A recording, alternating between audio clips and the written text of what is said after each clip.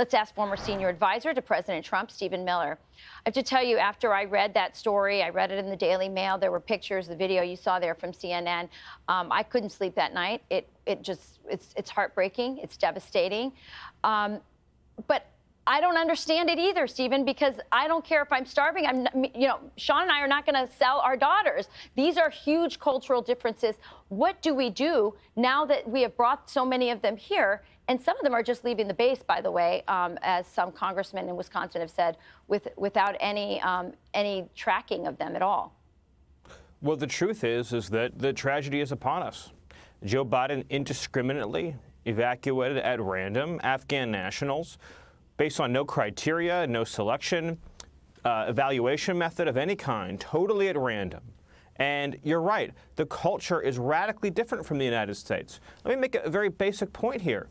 Why couldn't the U.S. military, after 20 years, build a pro-American democracy in Afghanistan? It's because of that deep chasm of cultural difference. So what kind of hubris now are we applying to say, well, we can't build a democracy there, but if we bring Afghanistan to the United States, well, then they'll all embrace our way of life here. That's just not how it works, not in reality.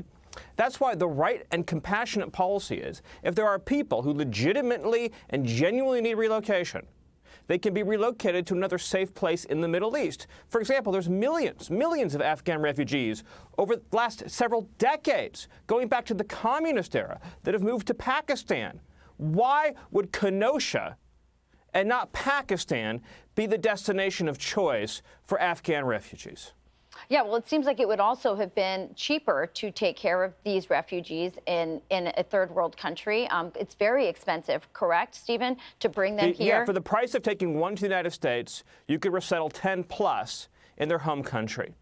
Here in the United States, they will get, and this is true now as a matter of law because of the funding bill that Congress passed, they will get free health care, free welfare, free public housing, free food stamps for as long as they're here.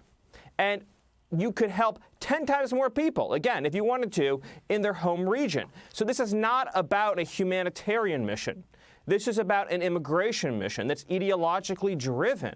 And it's time to use a word that President Trump used all the time, but is too rarely used today. And that's the word assimilation. Immigration doesn't work without assimilation. And you cannot have a large-scale pipeline of immigration from a part of the world where women are treated as property and expect that entire migration flow to suddenly become Jeffersonian Democrats in America. It doesn't work like that. I know. The last thing that the father said as he sold off his little 9-year-old daughter, he said, "Don't beat her." It's just heartbreaking. I hope we can figure out something we can do about this situation. Stephen, thanks for joining us tonight. Thank you.